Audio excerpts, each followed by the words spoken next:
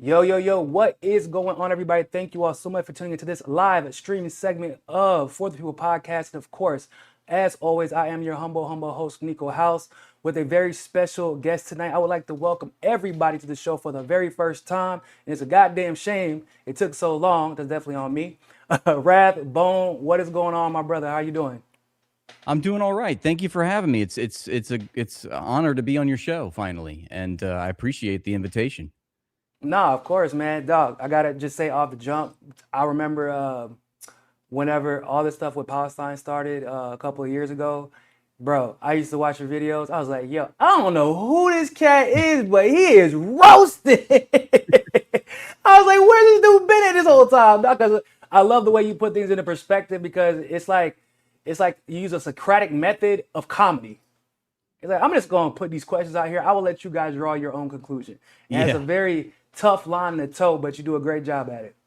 Well, I should pay you the compliment as well because I love these hotspots that you're doing with our mutual friend Nick Cruz. That's a powerful piece of propaganda, and I say that as a positive term, propaganda, because everything's propaganda, of course, and it's very effective. And we share your content on stream all the time.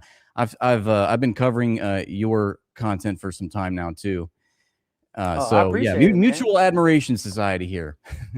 Bro, it was crazy whenever I kind of came up with this idea for Hotspot to do these short form videos because it was actually the contrary to what I had been accustomed to doing before. Because I used to just love just doing straight long streams, like before Hmm. everybody started doing these like 2 or 3 hour live streams. Yeah. I would do them, and some people would love them, but there would be a lot of people who complained.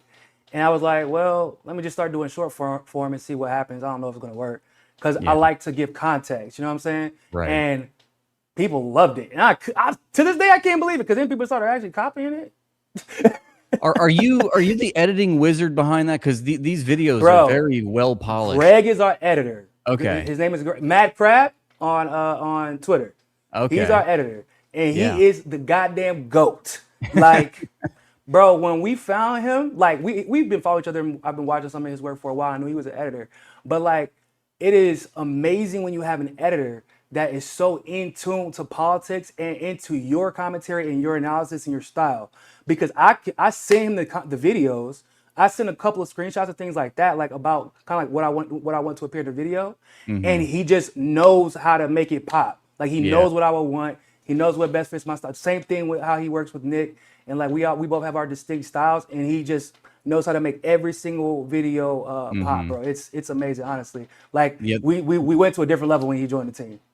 Yeah. Well, we can all see that. The branding is really good. I like the hotspot brand. It's Yeah, man. very well Proud of done. it, So, bro. I'm yeah. proud of it. I'm proud of it. Keep It it was up. a few years, well, I've been doing this for about 10 years now. And right that was like I found my sweet spot. You know what I'm saying? Where I can get as much content as possible and have it as well produced as it can be. And I So, feel like people get the message quicker too. Like it's people become more mhm. interested in topics when they can get a quick rundown and then do their own deep dives afterwards. So you kind of started with, you said live stream, like long form content, and then that eventually evolved into what you're doing now, is just more like Yep. TikTok style, like explainer videos. Because a lot of people will go to my content after the hotspot videos. 'Cause I usually try to do a longer video after, but the hotspot is to kind of like draw attention to things that Yeah. I feel like should be have attention drawn to them, that otherwise people wouldn't be paying attention to. Yeah. Because generally I try to throw a couple of facts in there, or sometimes you just gotta do a video to remind people about what happened before, so that they don't fall in the same trap. Like I was doing hotspot videos. I don't know if you remember whenever before this whole Venezuela thing popped off and ended the way it did, I had been warning people for damn near a year and some change that this exact thing was going to happen. And I was telling people to look at the signs. And Hmm. people thought I was somebody.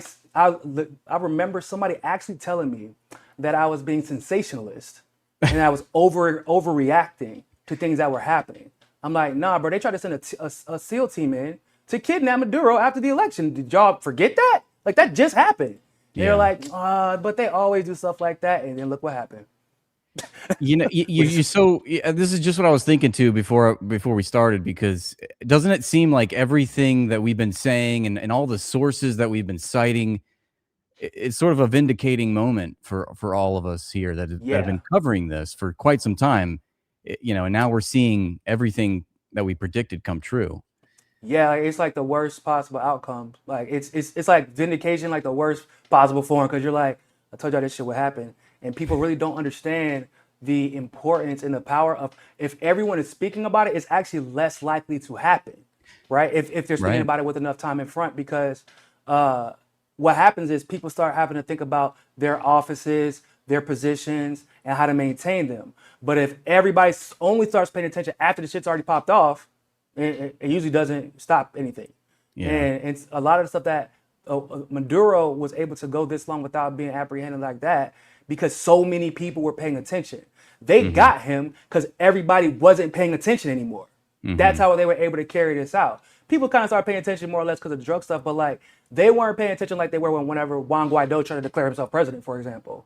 You know what Hmm. I'm saying? Like that was a different thing. Even with Iran, this situation with Iran, it was obvious to see what was going to happen after the 12-day war. Really during the 12-day war. Like this isn't, you're just kicking the can down the road. This isn't going to resolve anything. We haven't solved this problem. There's going to be a war, and people, once again, you're being sensationalist. You're being sensational. You're exaggerating. Like, no, I'm not, bro. Yeah. Like this man's an idiot. Yeah. It's especially triggering, I have to say, when we have people that want to throw shade at what Gaslight. we're doing as if it's not important, you know. But I try to remind people that, you know, what we're doing is important. Every social movement that is successful has three pillars: educate, agitate, and organize. And we have to pay attention to the spectacle that's happening before our very eyes so that we can guide other working class people who are in the same socioeconomic conditions as us towards class consciousness, to Amen. use the phenomena that's happening right now, and educate people as to who our enemies actually are, why this is happening, and what the root cause of the problem is. So Imagine what anti-imperialists would do with the abilities that we have to convey messages and the truth. Like if they had this shit in 1950, 1940, even during the Cold War, during the McCarthyism. Because exactly. think, for a long time, how many people actually believed the diaspora of Iran whenever they talked about Iran? Because there was no Hmm. alternative That's being right. presented to them. How many people believed the diaspora about Cuba? Right? How many people believe the diaspora about Venezuela? I did not know Black Venezuelans existed, Mm. until I started doing my own research, because I lived in Miami and there is no such thing as a Black Venezuelan in Miami. So I just assumed they just didn't exist. Hmm. You know what I'm saying? Like, and I'm a well-educated person even at that time. And when I found out there was a bunch of mestizos, a bunch of Black Venezuelans, obviously same thing with Cuba. I'm like, hold up, that sounds a little strange. I need to figure that out. What's going on here? And why does it seem to be a pattern of behavior that I see occurring? The white wealthy elites or the business class seem to flee. The United States takes care of them when they get there, and the black people are, and the mestizos and the brown people, the indigenous, they're all celebrating their communist government. So now I need to take a step back and observe this pattern and figure out what's going on and where are we being lied to. And once you start Hmm. doing that, like, and then you tell the truth, that's why Trump is at a record low in approval rating, because of what we do. Absolutely. Yeah. I mean, Like, like I said, you know, I just don't. I really reject when people try to tell us that, you know, nothing's changing. You know, what you're doing is really just rubbernecking. You're not really, you know, nothing. It's always been like this, so then it's always going to be like this.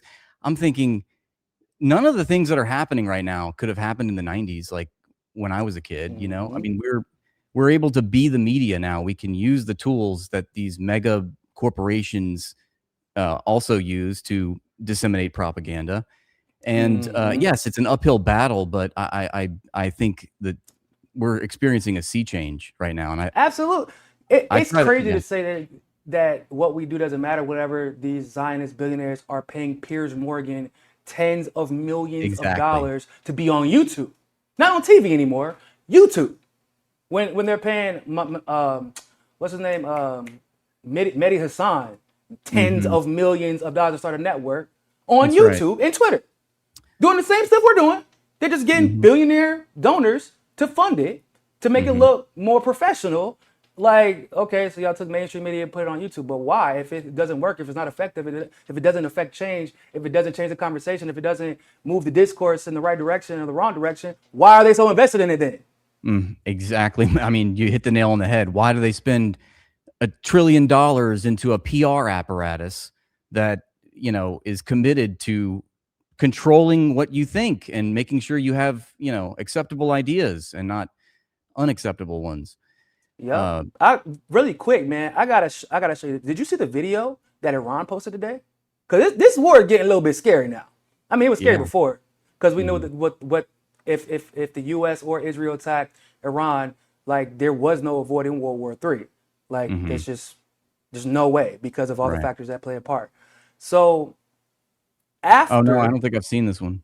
bro, so this They've is been trolling. confirmed. Iran's got a strong troll game. Yeah, low key, Like, right? They definitely been studying. They've been working with China on that. I think they've been hitting up each other in the DMs asking for advice. Like, hey man, so like, yeah, of who does y'all course. videos, man? But this video is actually just terrifying, actually, and we're gonna watch it real quick.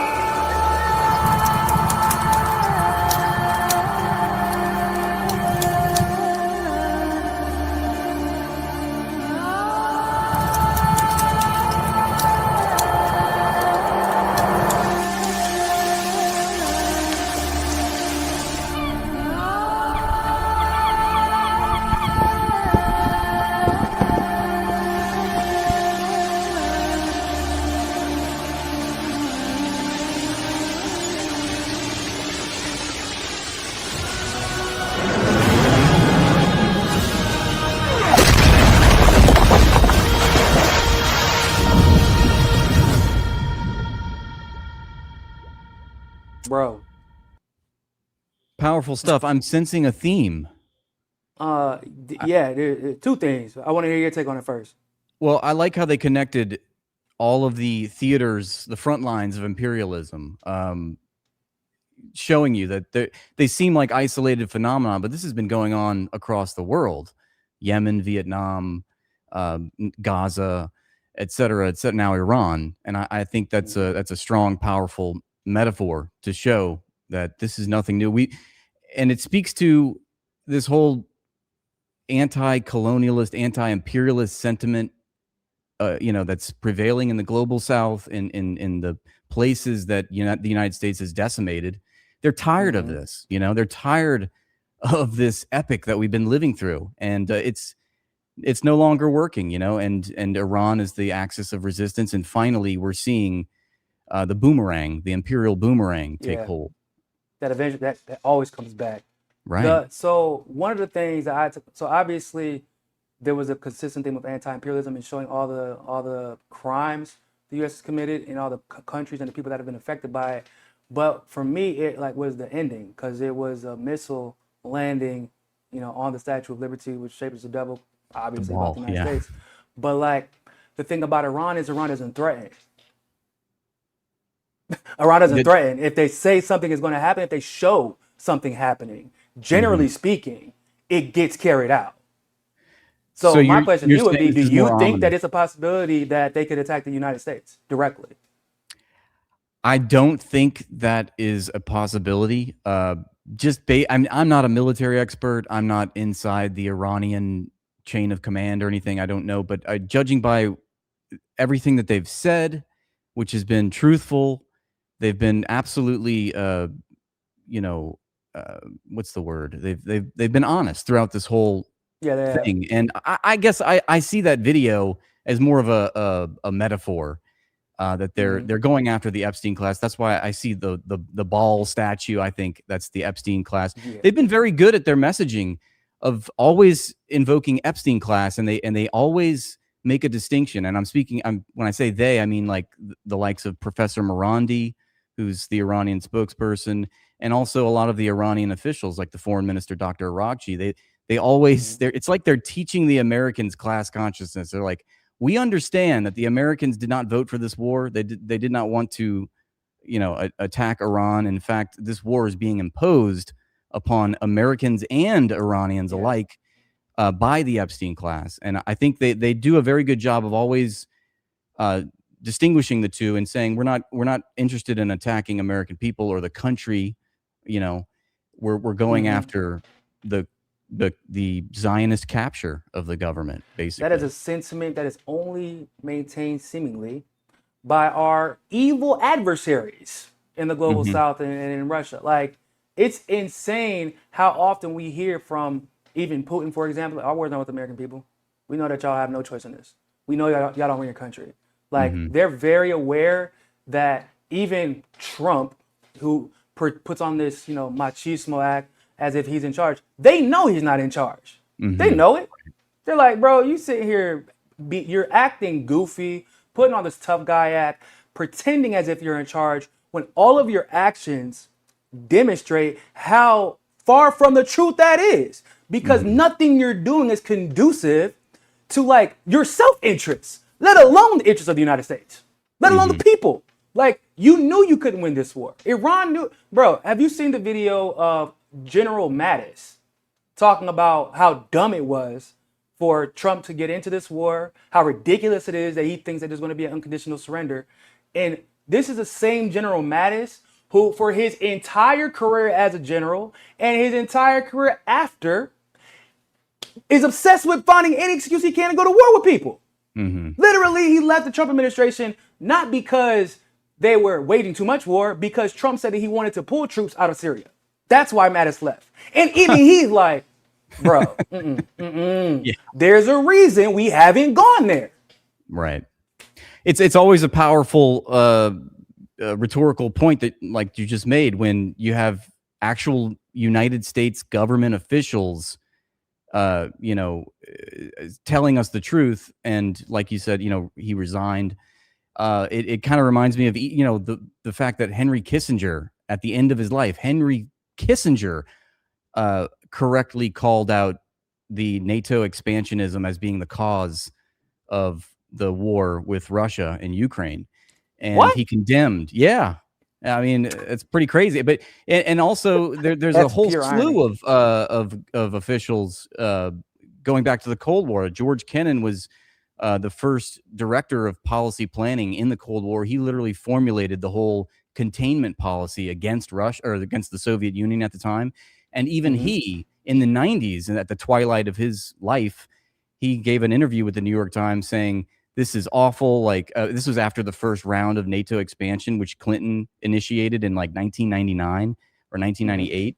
And he said, this is an awful idea. We told the Russians that we would disband NATO. We told them we wouldn't move 1 inch east. We've reneged on all those promises. We've betrayed them, essentially. And this is only going to lead to a war. And he was absolutely right. And he also added this, that years from now, when that war happens, there will inevitably be Russophobes that come out and say, you see, Russia bad.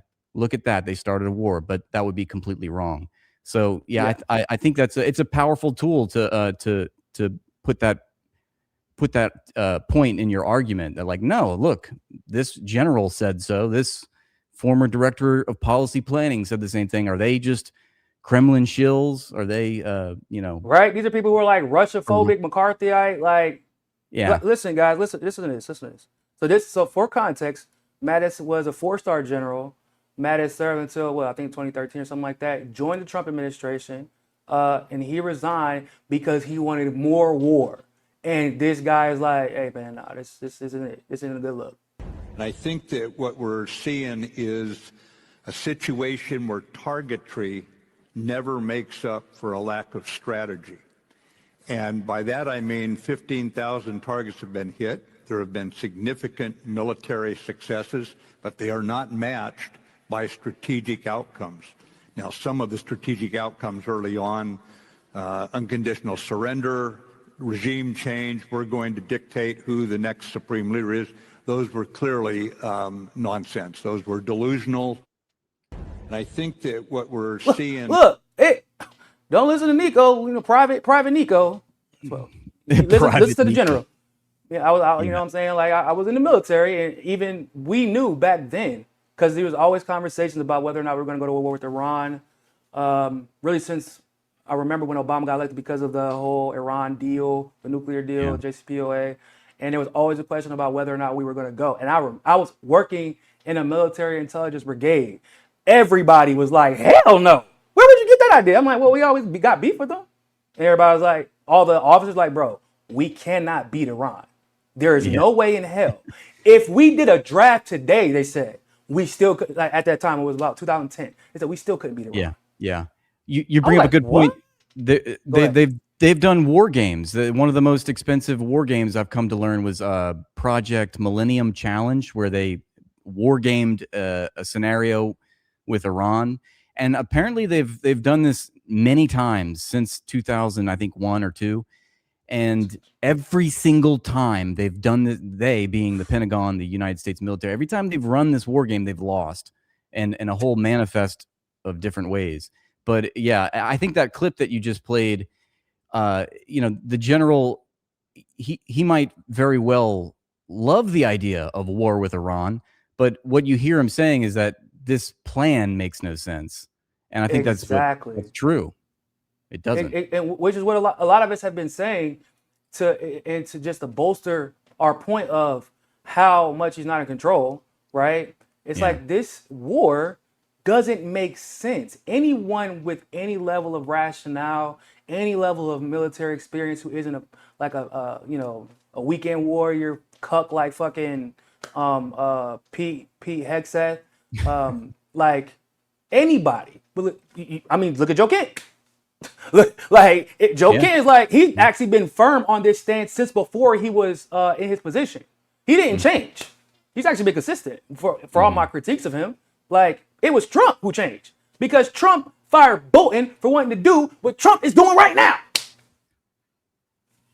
Everybody forgets. Why did he fire Bolton? Well, Bolton wanted to institute the Libyan model in Iran, and we know that was a bad idea.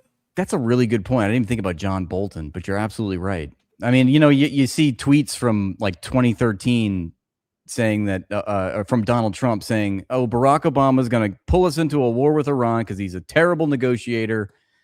It's just like, he's such a hypocrite. I mean, it's just completely absurd. It's beyond hypocrisy. It's like, bro, who has your chain? Who's pulling your leash? And we know who is, right? Because Marco Rubio told us. When I was talking to Kyle the other day, I was like, I know you've seen that speech or that press conference he did, where he was like, so we knew that we had to attack first because either way, Israel was going to do it. And if they did it, we knew that they were going to attack our assets. So, we thought it was a smart military strategy to attack first. And it was almost like that, like, blink twice, you know what I'm saying? If you need help type of situation. Or like he was snitching without and trying to make it sound like he was being positive about Israel potentially attacking first and like the U.S. But it really sounded like he was saying, no, like we're not, it wasn't our choice. Right. Like he was telling the truth. He's like, we did this for Israel. And he made it seem like it was positive. But really it looked like he's like, bro, we are not, the what did they say? The prisoners are running the prison. Like it's not us. The war, it doesn't make any sense. It's completely irrational from a tactical or strategic sense. But I also reject the idea that this is not something that is a feature of the United States foreign policy. I mean, we have sought, we cooed Iran in 1953. We've been talking about controlling the Middle East going back to the 50s, So I still we've think always wanted to take control from Britain. Yeah, I don't want to let the United States off the hook and just say, let's just bad apple Trump and say this is just a weird, strange event that's isolated. I think it's in a certain sense it's perfectly in line with the historical record of United States foreign policy, specifically in the Middle East, of course. So here's why I will push back a little bit. The goal is perfectly in line. However, the strategy implemented is completely out of the norm because 1000%, I agree with that. If countries that we believe we can go in, mollywop, and get what we want and get out, we do it. We did it with Korea. We did it with Vietnam. I mean, we lost, but like if we think we can do it, we'll do it. We did it with Korea, Vietnam, Iraq, Afghanistan, Syria. Yemen, every time we think or even with Libya. We think we can do it, we'll do it. But with Iran, there is probably no country in the Middle East that we've wanted to conquer more. And we still, even whenever we had a high level of patriotism in the country and military morale was at an all-time high in my lifetime, they were like, hell no, we're not doing it. But I thought y'all hate them. We hate them, but we're not idiots. You get what I'm saying? That's what makes this so bizarre, because they've known, and yet they still did it. So it leads me to think then, like, why is this, like, it's obviously such a bad strategy. It's going to fail. And I'm left with the sentiment that, or the conclusion that it's out of desperation. I mean, the American empire is waning. We're declining. We know that if we put this off in the future, it's going to even be more difficult to accomplish. So it's like we're throwing in everything but the kitchen sink right now, just to try to speed run this this coming war against China. And I just think ultimately it's a desperate, futile act, and we're witnessing the extinction burst essentially of the American empire and the state of Israel, which is you hit the nose right on, or you hit the nail right on the head, bro. Like, you don't know. I've said this for a while, and I've said, guys, I know this is going to sound crazy, because I mean, maybe y'all wouldn't think that Israel or the U.S. would feel like this, but I think that they're desperate, because they're never going. So there's one thing about the Epstein files that no one likes to, or no one really discusses, which I think is very important. Anyone who could be a leader in the future, everyone who could be implicated by the files can't be a leader anymore. Can't be in a position because they're too old. They've already served. They've already been implicated before. Like, everybody, the list is non-existent now. None of those people will be able. So it's like, what do we do all this for then?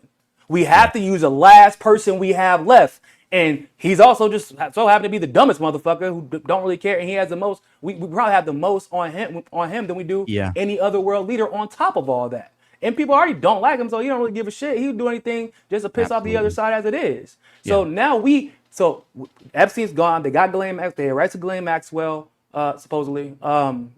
And this is Trump's last term. There is nobody else we can use these files against. If we don't use this shit now to get what we want, how does Israel achieve the Greater Israel Project? How? Because you need the U.S. to do it. Yeah. I don't see that ever happening. I think that's a pipe dream. That's just Iran is pushing the United States out of the Middle East. I think that's going to be permanent, and it's going to take some time. But I mean, other people don't agree with that, what I just said. Some people say that it's not going to be a complete evisceration of these military bases, and the United States will maintain a presence. I think it's done. I think Iran has essentially won this war. The longer that it plays out, it favors Iran. It's a war of attrition. That's what they planned for. The United States is projecting. Years, right? What's that? They said they said they're prepared for a minimum of 10 years. Didn't they say that? I didn't hear that. Now I mean, I wouldn't be surprised if they did say that. I think I covered it. I think it was like a minimum of. It was the defense minister. Yeah, he was like, no, we're ready for a minimum of 10 years. Oh, he was because he was getting interviewed, and he was like, in the interviewer with all this audacity said, so you're not scared of a potential ground invasion for the U.S.? He was like, let them come. I'm ready for him. We're waiting for him. It's the stupidest. The interviewer was like, what? Like, yeah, we're waiting. What? We're ready for 10 years. We can go we're ready for 10 years of this shit, bro. Please see yourselves in so we can see y'all asses out. Because and our troops would be exhausted. Like, I don't even see a situation where we can even penetrate Tehran, like, with a significant force. But like, if we get into the country, like, okay, so we have paratroopers, right? We have airborne. Y'all getting fucked up. Y'all not jumping out of no airplanes with all those underground bases where you have no intelligence about where they're at. Like, okay, so that's how. And you'll be lucky if the plane makes it back to the goddamn base without getting shot down. Like, they ran out 2 of our aircraft carriers. They're not even we're not even anywhere close to the Strait of Hormuz, you know? Not even a little bit. Dog, my friends in the Navy are terrified for their friends. Yeah. Because he set them up for failure. Yeah. Where are they going to go? So imagine. So he sent an armada there, right? Okay. So what happens whenever all of their defense systems are exhausted? If one of their lead, like if the Lincoln, for example, is destroyed, every other ship is fucked. By the way, if y'all don't know, that's like a fact. They would have to turn back. But how do you turn back when you have to pass through the Red Sea? If I'm not mistaken, like you have to pass through that area. Like everybody, so nobody is like, for example, Greece isn't letting them port, and that's like the closest. They're having to go to India, and they've already said like this shit ain't gonna work. It's like India doesn't have the resources we need. So you basically, like that whole like what sitting duck fucking metaphor, that is literal with them. Yeah. Like that is what's happened. He set them up for failure because he was trying to pretend. Like I think at first maybe he was just threatening, and then he realized, because remember what happened right before this war started. There was another attempt on Trump's life. They found somebody else trying to kill Trump. And my theory to this day is, yep, that was Israel reminding him, don't forget, we can touch you. So and Netanyahu said 3 weeks beforehand, we don't give a damn about these negotiations. We're going to attack Iran. And so you know what that means? Big bro gonna do it too. And I want to hear your opinion about this idea that basically the United States, as a baby, is trying to destroy and overthrow and outthink and out-strategize empires that have been around for thousands of years. And the United States is a baby by comparison. And they think it has I feel like the United States and a lot of its citizens thinks that has no bearing on the outcome of these events. And I'm like, you guys are morons. Nobody exists for thousands of goddamn years and doesn't know what they're doing. Yeah. No, that's a great point. I mean, and another thing is that Iran is in an existential fight for its survival, whereas the United States is fighting for brunch. I mean, they're fighting to, protect their hegemony around the world. The political will of the United States is not matched by Iran's political will. And I think as it drags on, as there's more cost to the war, it's going to get more deeply unpopular with the Americans. It's already historically the worst in terms of American support for a war of aggression in the history of the United States. We're at like 30% approval rating, and I think that's going to continue to tank the longer this goes on. And he'll have no, he'll have to pull out. I mean, I believe that at a certain point, and it's going to cause a global economic crisis. And we know that capitalists really only understand one language, and that's the language of profit accumulation. And once they start getting hit with their ability to accumulate profits, then I think we'll see another change. So let me ask, do you feel like this act that Trump is putting on, feigning as if there are peace talks actively ongoing with Iran, do you feel like it's an attempt to manipulate markets as well? Because that's where I'm at with it. Yes, absolutely. I think it's too. I've listened to a lot of experts on this, and so I'm kind of parroting their points. But I've gleaned that there's basically two motives. It's to, like you said, manipulate the markets, make sure there's not too much panic or fear, and to also buy time so that these expeditionary units and these rangers and all these forces can get into formation so they can stage this operation. But we know, as it said, Trump, that's gonna be a fucking. He's like sending them to their graves, bro. The meat grinder. He's sending, and then another thing is, if you go by the numbers, it makes no sense. I learned this from Larry Johnson, but I think at most, the most amount of troops that we're sending to the Middle East to start this war, this ground invasion, is 20,000. That might even be an overestimate. And they're trying to capture a coastline that's like thousands of miles, like 2,000 miles. Something like that, yeah. It's and they're going up against an army that's 1 million men strong. The country is 90 million strong. It's the size of Western Europe. And just to give you an analog, on D-Day, when we stormed the beaches of Normandy, that was a beachfront, I think, of like 5 miles, and it took 165,000 troops. Yeah, I'm pretty sure it was something like. I never knew that. Yeah. I thought it was like a huge space. I assumed it was because of how many troops I'm gonna died. fact check. I'm pretty sure it's like something like 5 miles, but I'll check that so I don't, And you know get what's crazy too? roasted. Like on top of all the general military strategic advantages Iran has, they've been specifically preparing for you, for you specifically. Yeah. Like whenever Yeah. other people have to do war games, they're training for maybe this person, our neighbor. No, motherfucker, they have been spending the last several decades preparing for your ass And to the point where studying all of our losses too, mind you. And seeing us attack their neighbors around the region. Yep. So they've had a lot of evidence to go off of. They know what our weaknesses are. They know everything that we're capable of because we're dumbasses and we like to flaunt everything that we do, like all the ways that we could potentially win a war because we think that, if you feign might, then you can win. Like that fake it till you make it shit ain't gonna work with Iran like it wouldn't work with Russia. But like what's crazier is, so I keep telling people back to the point where you made about the truth, about Ron basically being honest about everything since the start of this war, even before.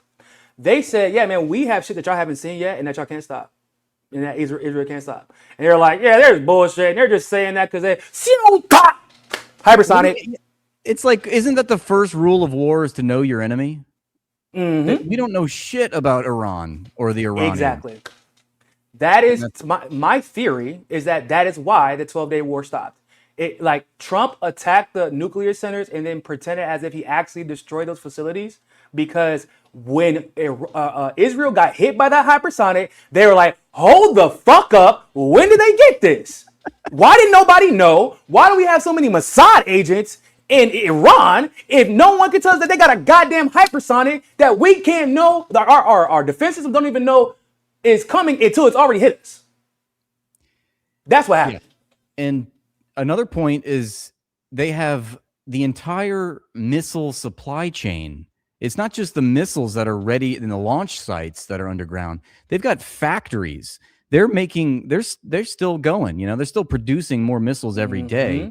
So when you say 10 years, yeah, I don't see any stop to it because they're constantly outputting more weapons. Their normal output was way more than ours for far cheaper when they weren't actively at war, when they didn't have a motivation to make more missiles. I imagine they're making more now. Right. And probably paying extra for it. Like paying their workers, paying people, like, yeah, man, come work with us. Come.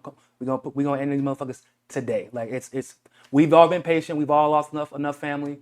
Everybody is tired of this shit, and everybody is looking into us to solve their problem. Like I've always said, like it's not their responsibility to solve the empire, like to solve this U.S. empire problem. It's really the responsibility of the U.S. But they understand to a large degree that we're being held hostage too. Yeah. They're like, no, they're willing to shoot y'all motherfuckers. Like we understand. Like we get it. Yeah, I think you're inspiring some thoughts here, but I think we're seeing the end stages of this dialectical process whereby the weak become the strong and now the strong become the weak. And I think you're seeing that it's like the yin yang. It's like now the Iranians and the socialist bloc that has been gaining power, economic power and military power, is finally overcoming the strong aspect in this contradiction historically, which was imperial capitalism. Yeah. What do you think about that? I 100% agree, and I feel like it was an inevitability. Yeah. I feel like it was always going to happen because really the capitalist empire has actually been crumbling for quite some time, and they've been putting band-aids over the scars and over like really, it was from a paper cut to a gash, and from a gash to amputation damn near, and they're still trying to put band-aids over capitalism and the empire. I'm like, bro, whenever Burkina Faso and Mali successfully kicked out the French government and no one did anything about it, not like directly, they're still trying to fund terrorist organizations there, but Russia has helped, and Burkina Faso, Mali, and Niger have been able to use a military coalition to keep them at bay. So in other words, they successfully kick out the empire. And it doesn't look like they're changing anytime soon. And Ibrahim Traore just turned 30 goddamn 8 years old. If you think that you've achieved a lot, look at what this man did. Okay? So France is the second largest economy in the EU, guys. They know they cannot survive without France being the second largest economy, which is only the case because of the fact that we're able to take advantage of West Africa, specifically Burkina Faso, Mali, and Niger. And they're still like, yeah, but we can't win. So, yeah, it's the empire is crumbling. And it's not like a slow leak anymore. Because it's like, how are y'all going to mount this work? The EU isn't even together on this shit. Yeah. Spain's all like, of our allies. They're like, we don't want nothing to do with this. Keep us the fuck out. Y'all ain't filling up here. Y'all ain't eating breakfast here. Y'all ain't getting coffee here. Don't even come see your boo thing. Don't stay over there. Don't bring your problems here. It's okay because Donald Trump already won the war and he doesn't really actually need any of the help, right? I mean, but also send help, please. Why do you send troops to a war that you've already won, right? Yeah, right. Why are you still bombing this country that you've already defeated? Yeah. Hold on, let me see if I can find a video where he's like, he literally said, like, not even a few hours ago, he was like, we basically already won everything, man. Like, it's already been won. He literally says this, guys. Every day. And it's the most bizarre shit because he's like explaining how we're so strong and we're going to win and how the Iranian government is supposedly kowtowing to every demand that he makes. And then it's like, and so that's why we have to send 20,000 troops. Because we've already won. Fucking logic right there. They won't see that shit coming. Sending troops to a war you already won. You gotta play chess, not checkers. Jedi mind trick. He's seeing moves we just don't see on the board. That's what it is, man. The art of the deal. The art of the deal. Against the regime, which is largely decimated. You could really say we have regime change because they've all been killed. They're all dead. Nobody really knows.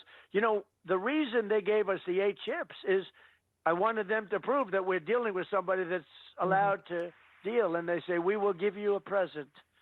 And the present was 8 chips. We're going to give you 8 chips. And they actually made it 10. It was 8.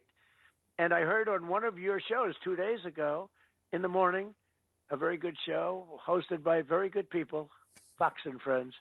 And by the way, I have to say, Maria's great. You got a lot of great people, You switch back and forth.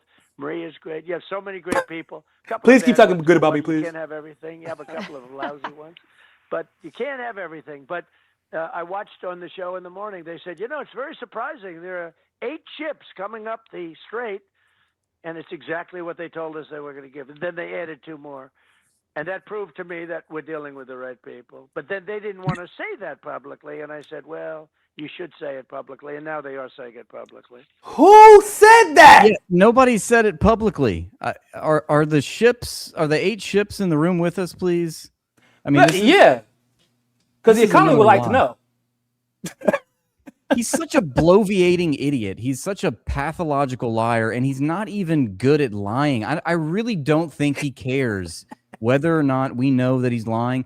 He just does it with impunity. He's not even skilled at it. I mean, at least like Nosferatu, aka Netanyahu, at least he was like somewhat more Machiavellian in his lying abilities. But he's gotten bad at it too lately. But no, I'd hate to give Satan too much credit there, but Donald Trump, there's just no rhyme or reason to it. He just says things that are so provably false. He even said that they said publicly today. And the first thing I see on my computer, like multiple times when I open up the news, Iran rejects any idea of negotiations. That's on the daily, dude. Like every day, Donald Trump says a lie about what the Iranians are doing or saying, and then Iran has to come out and say, no, none of that is true.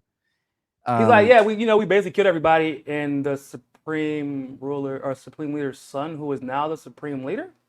Yeah, he's like, we got rid of the Khomeini, and now we're talking to the new Khomeini, and everything's going really great. We killed his dad, his wife, his kids, his brother, and then they wanted to. I'm sure he's really ready to. I'm sure he's ready to negotiate. Yeah, I mean, how masterful of a play was that for Donald Trump? He assassinated this guy's entire family, and then this guy just sends him gifts.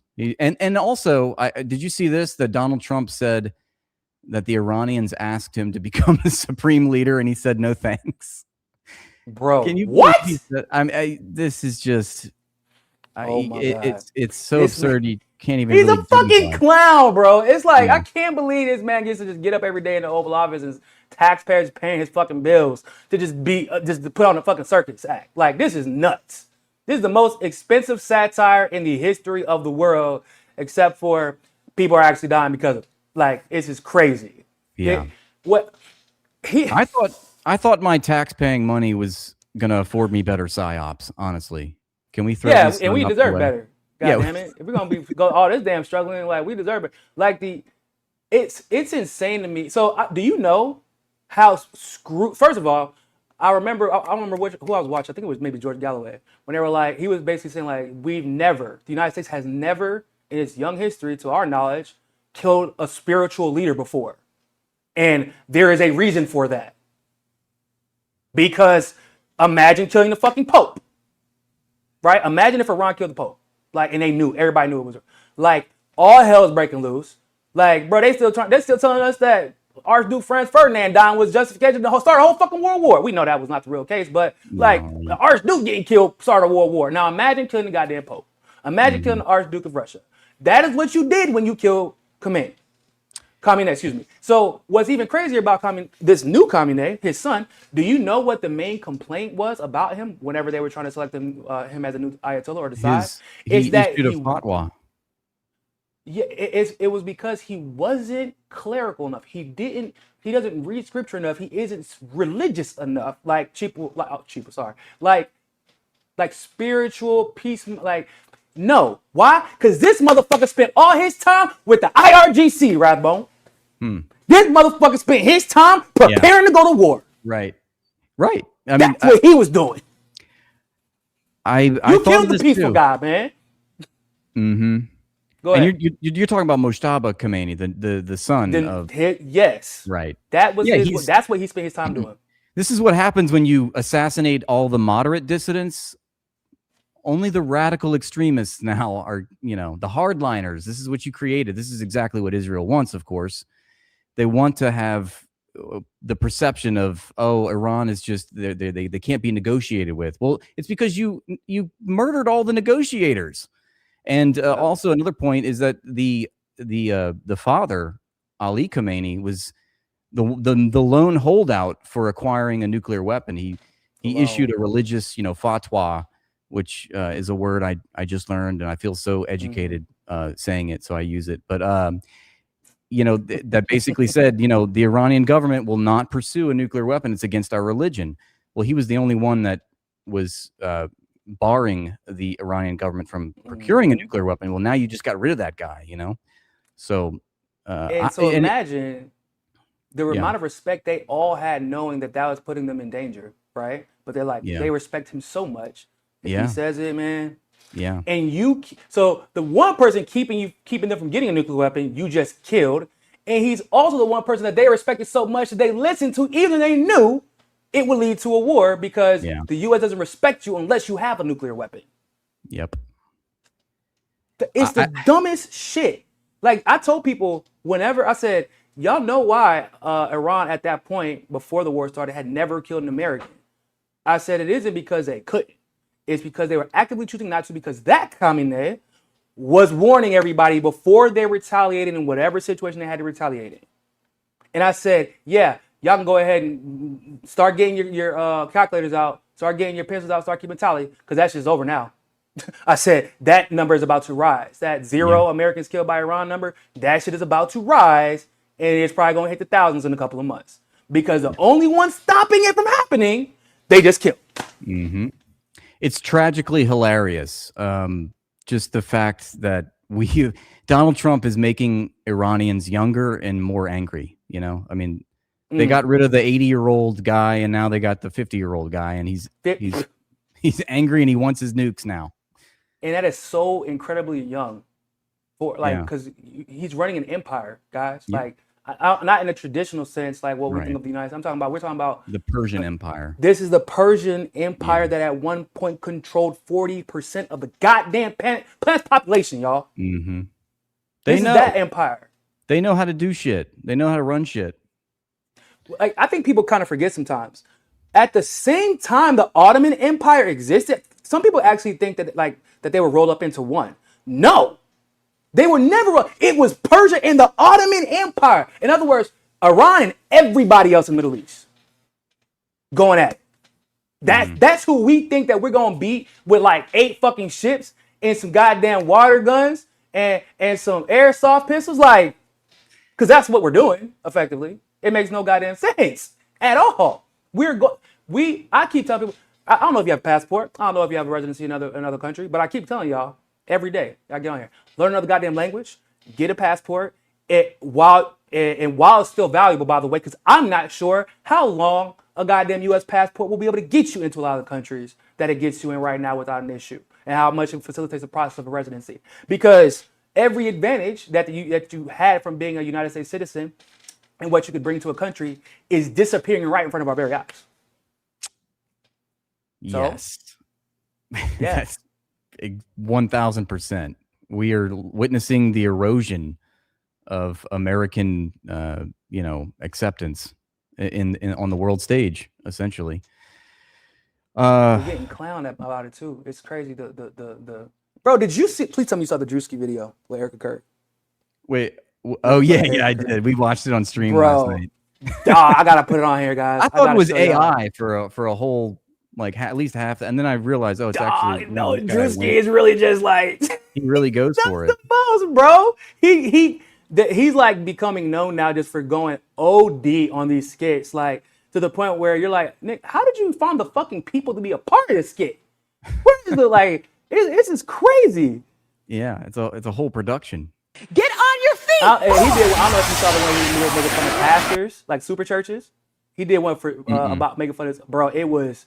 Oh, he literally got rented out a super church to do the goddamn skit in a Bentley and like. He looked better than Erica Kirk. He said, why do I wear these red bottom Louis Vuittons? Because I am a Christian and I walk in the blood of Christ. These freaking crazy religious zealots. These Christian. Let me tell you again. I am a Christian and I walk in the blood of Christ. Can I get an A? Everybody throwing their money cheer for. Bro, look at this, y'all. Y'all gotta see if you haven't seen it yet.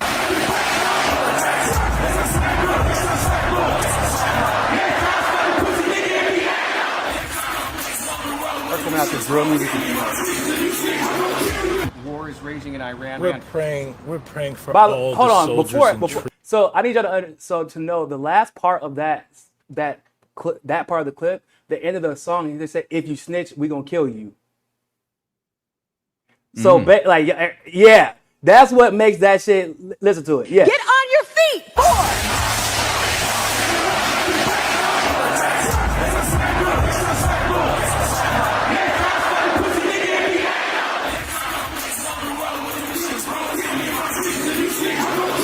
War is raging in Iran. I heard We're praying for all the soldiers and troops. That's great that you're praying, but How about all the kids that died when the USA hit the towers? It broke my heart. That is the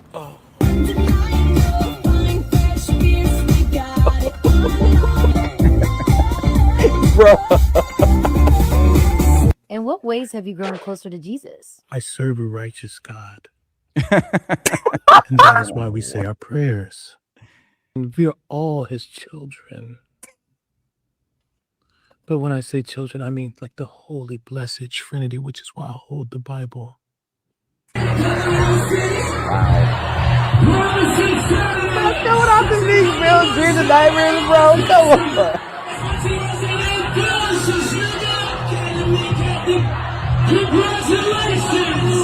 Congratulations! From chai ice matcha. And Bella will have all organic puck cup. organic. Yes, everything organic.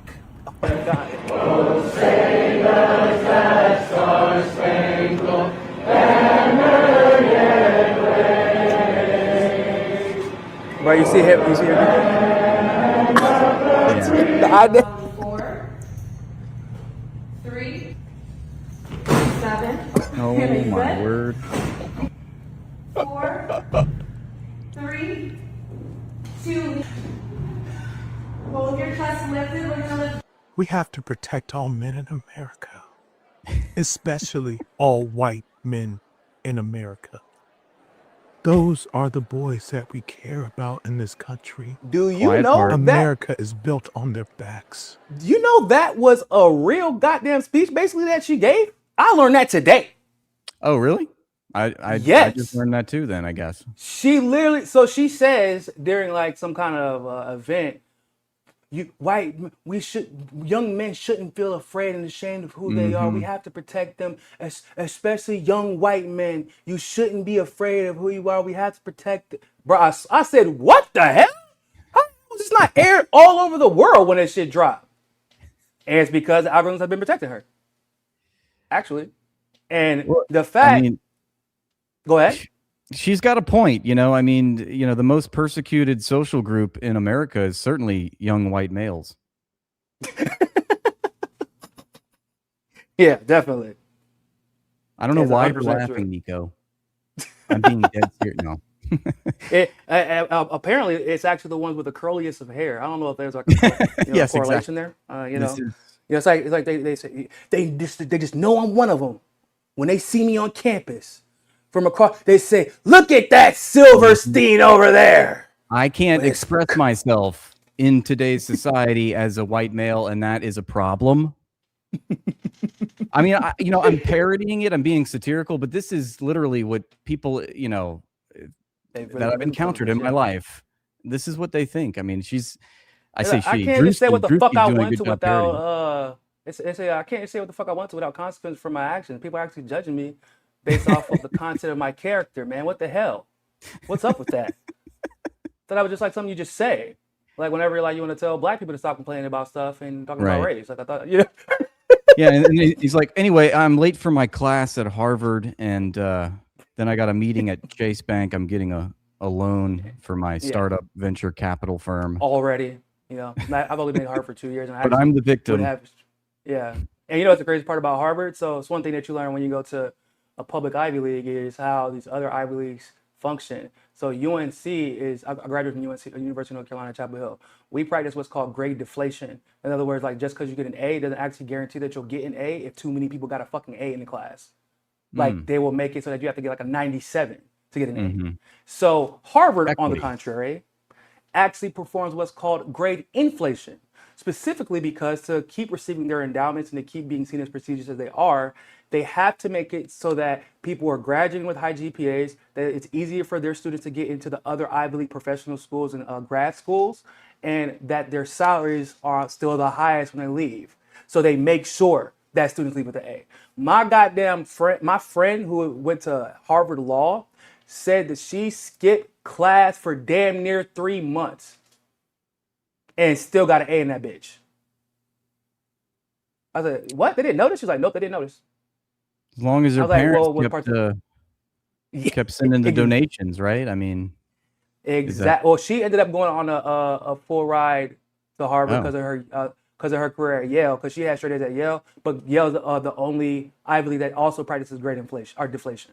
They're the only ones. That's why it's like fucking like people like brag about going to Yale out of all the Ivy Leagues specifically because of that. Because they're the only ones that don't engage in that nonsense. But that's also why people go the Harvard route first if they can, or the Columbia route, and then go to Yale for professional school because it's harder to do it the other way around. You get what I'm saying? Yeah, like they end up getting resigned to all Yale like post grad stuff. So grade deflation is like a good equalizer, like a way of making it more fair in the classroom based on. It's a way to make your school look more competitive. Oh, okay. Because generally speaking, jobs know, other schools know. Like this was actually I want to say we had a whole ass story in the New York Times specifically about UNC and Yale because the students were so pissed about this grade deflation issue because it was affecting their ability to get into Ivy Leagues and public Ivy League schools for grad school and professional school. So like, yeah, but also like UNC, as much shit as we talked about, we're like, yeah, look at us, bitch. Like, I got a 3.9 in a school that practices grade deflation. Like, kiss my ass. Like, y'all ain't that. Yeah, Because it's yeah. true. Like, once you actually hang out with Ivy League school kids, which I hung out with a lot of them because of I did APTA, which is American Parliamentary Debate Association, and you basically most of the circuit is Ivy League, and they're not that smart. No, actually, a lot of them are idiots, and these are like the smartest of the Ivy Leagues, honestly. So like the average Ivy Leaguer, no, it's a bunch of legacy assholes who right. were getting they just they did Grandpa'd enough to in. get basically it. Yeah, that's basically it. So there was one more thing I wanted to ask you about before we got up out of here. Oh, do you think that we will see an end to this war in the near future? Or do you believe that this is going to go into at least a year or 2 years? That is a great question. I don't feel like I'm qualified to make a accurate prediction. Nah, you can't say that. You start out the show talking about how much you predicted to feel vindicated because of how much you predicted. Does it feel like? Wow.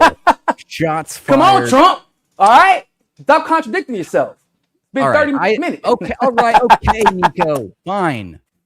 No, I don't think it's going to go on for 2 years. No, all right. I think it's going to go on at least until the summer and potentially till the midterms. I think it's going to last for a few months.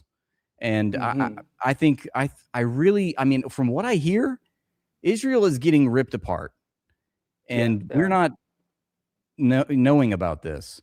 But I think if things, I don't see how it could. I don't see how this could continue. I really don't. It's already super unpopular. We got the midterms coming up. I think it's just going to be a sort of a sea change we're gonna see, and I just don't see how this is going to be sustainable long term. I think we're going to have a catastrophic end to it. I hope it's I really hope it doesn't turn nuclear. Is the big fear.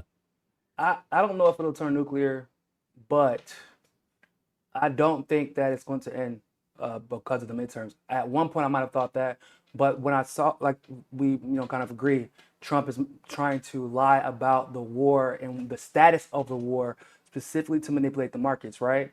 And what to me, one of the biggest indicators of that is the fact that this is the final week of the first quarter, the first financial quarter, and he is trying to stave off these short-term losses just long enough everybody can get their money, because he knows and everybody else knows this is going to go on long. They've already resigned themselves to the fact that they're going to lose Congress. They don't care. The war has already started, and he's using the war powers resolution and infusing troops, the legal amount of troops, and also the Dems nor the Republicans are doing shit about it, right? I said when they, literally, on this show on a Wednesday, when I saw Hakeem Jeffries say we were live when I said this motherfucker just said that he's gonna put the resolution off till next week. They're about to fucking attack Iran. Anybody who I said because I was with Kyle, I said, bro, I'm terrified. He's like, why? I said they're gonna attack Iran this weekend. Why? Because why would you put off this vote that for a resolution that was introduced last year until next Tuesday? Yeah. The Democrats are just rubber stamping what the Republicans are doing. They're feigning moral opposition, but they're passing legislation. It's like, oh, they're complaining that Trump didn't seek congressional approval, but now that the war started, let's go ahead and fund it for 100 days. Keep funding it. Exactly. Let's sign off. Hey, but let the government shut down though. Gotta let the government shut down though. But war, come on, we can't shut that down. That's how we're gonna make our money. Let me pose the question back to you. Do you think? So you think that the war will continue for years? Do you think that there will be a ground? Do you think there'll be a ground invasion this weekend, or do you think it's going to be postponed? Because Trump said, I'm granting another 5 days. It's going to now. So that's so funny. We didn't even talk about that, but how it was a 48-hour ultimatum. Then he said it's a 5-day ultimatum. Now he's just today extended it 10 days. Yeah. So like the Ukraine war was supposed to end in 24 hours after he became president. Right. And that didn't happen. And now we're also learning that basically he could have single-handedly ended the war by by vetoing any attempt to fund their arms because they can't continue to fight without our weapons. Like Zelensky complained about the war with Iran only because he knows that we're about to run out of weapons. Like, so he could have single-handedly ended that shit, chose not to.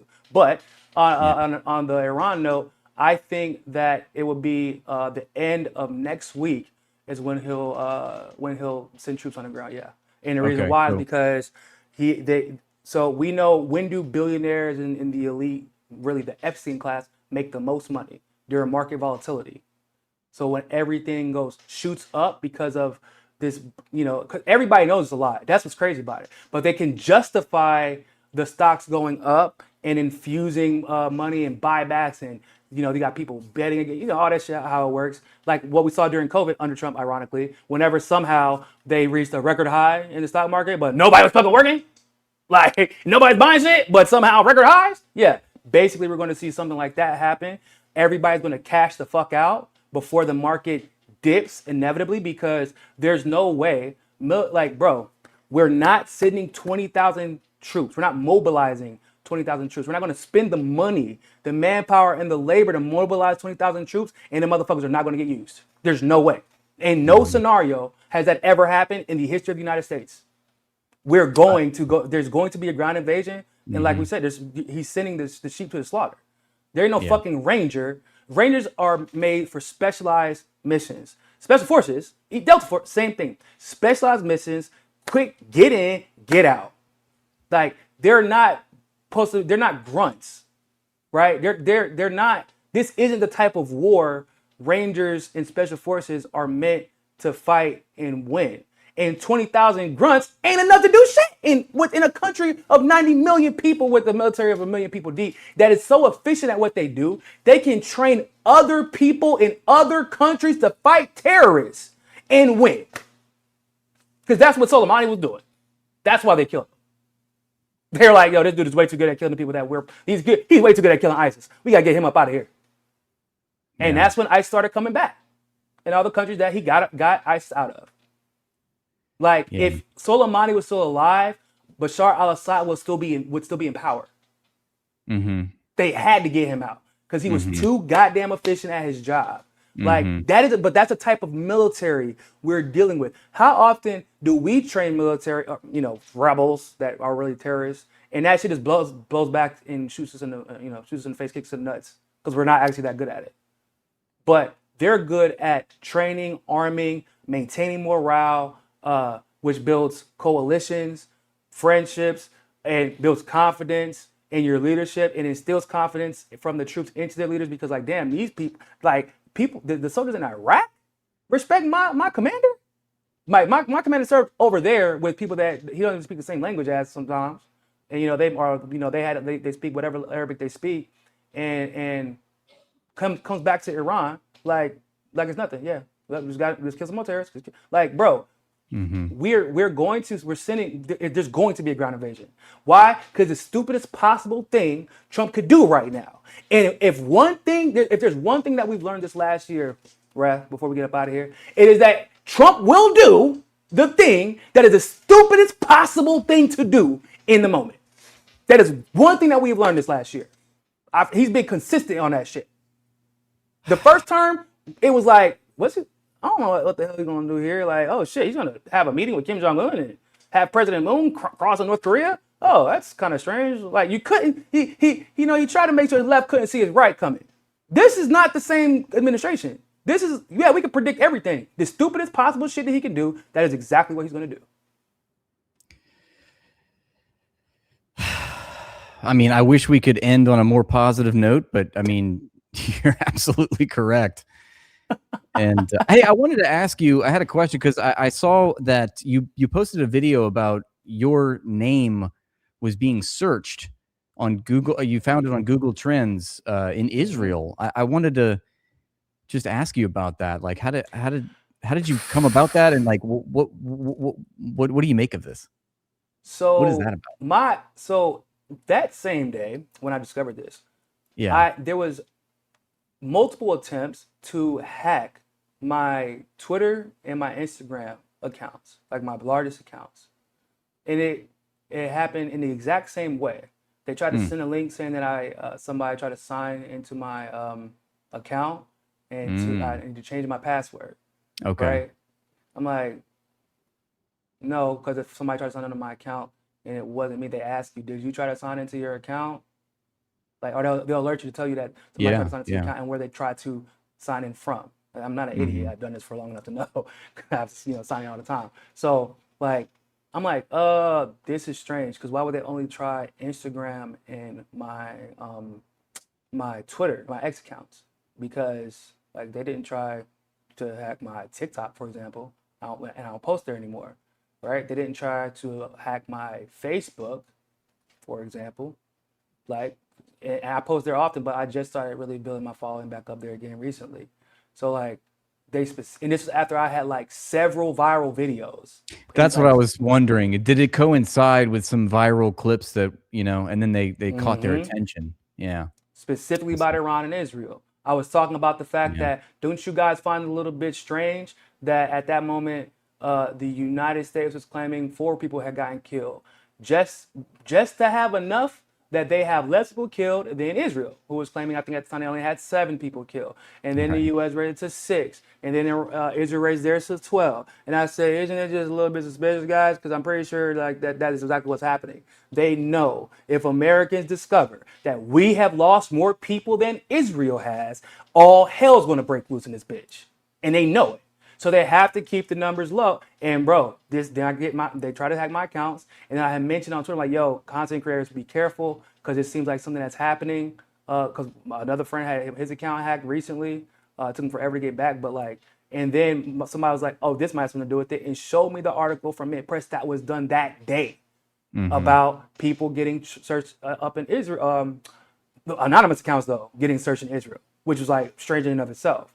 But I went to go search my name. I'm like, well, but those are anonymous accounts, and they're getting searched like 12 times. So I'm guessing mine like probably won't show up because I'm verified. No, that's the opposite. Had 100 fucking searches, at least, within that 24-hour period.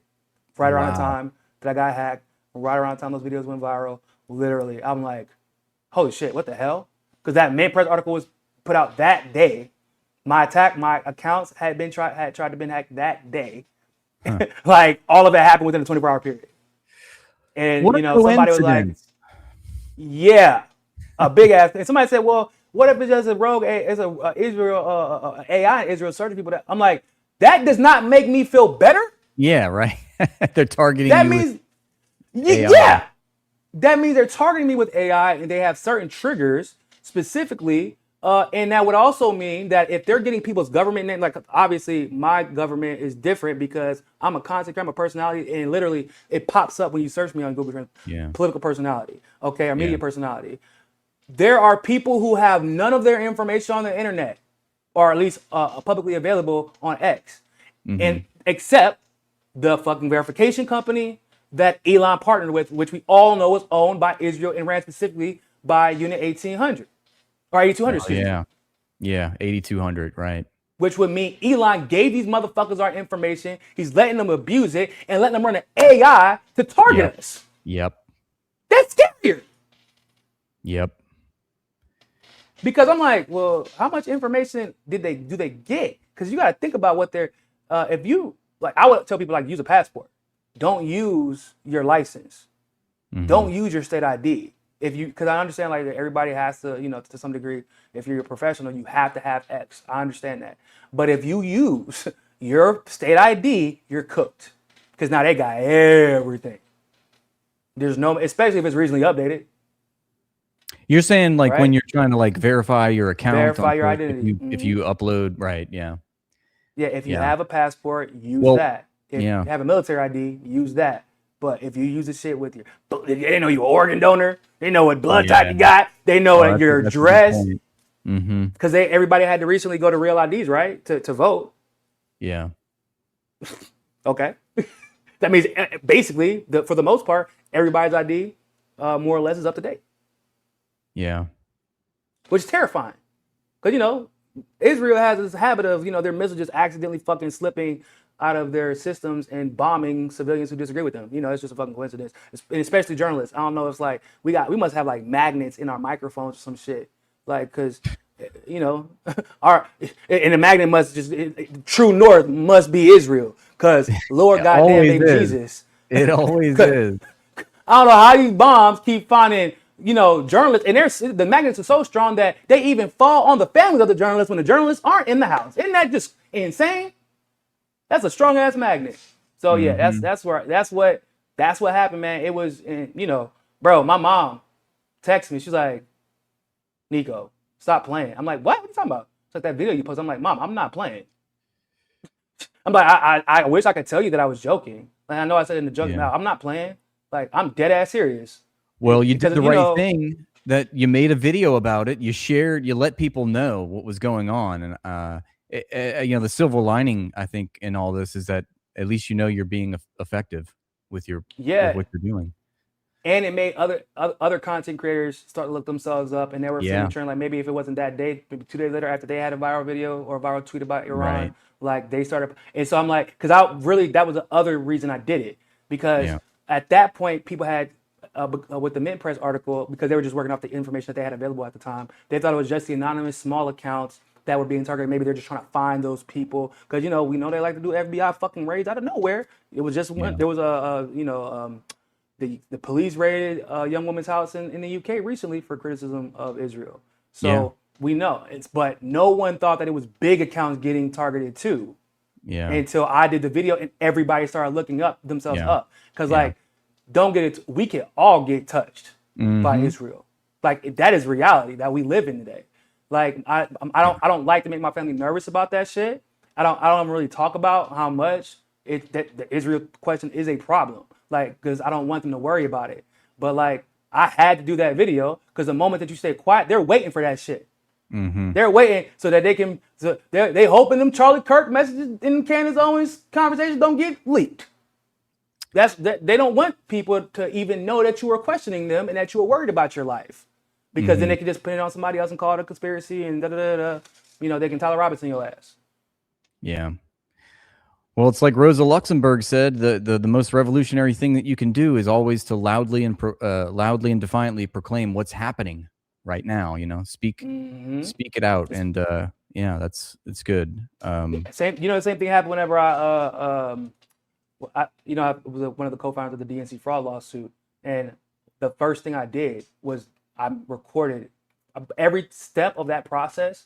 I recorded, like, when I was talking to certain people, when I Yeah. got threatened, you know, I Yeah. got threatened, and like I actually threatened him back because I saw his area code and realized that he was from the same area code as I'm from at the time. I Wow. was living at the time. Oh yeah, I was like, bro, you're not calling me from a Fayetteville area, brother. Do you know who I am? Like, I got dudes that'll fucking show up to your crib and fuck you up because they're bored. Like, you don't ever call me again. You have That's lost right. your mind. I will. So you don't have to worry about finding me. I'll find you. And he was like, no, it's not like that. Not like that. I said, no, yeah, it was. Yeah, but you thought I was gonna be like, no, please don't. Yeah, I know what the fuck you thought it was. Nah, bro. Like, you know, I can see your number. Like, Yeah. you're from Fayetteville. Yeah, me too, bitch. Like, Yeah. yeah, bro. He was terrified. I was like, yeah, I'm not one of those. I'm not like a politician, dog. I have no political aspirations whatsoever. Yeah. I don't give a shit. Like, yeah, I will fuck you up. Like, I will Add it fuck to the you up. list. Yeah. Yep. Basically, I said, dog, at that time, like, there was like a viral video of me fighting somebody because that motherfucker owed my sister money. Like, I'm like, yeah, go ahead. I'm getting shit posted.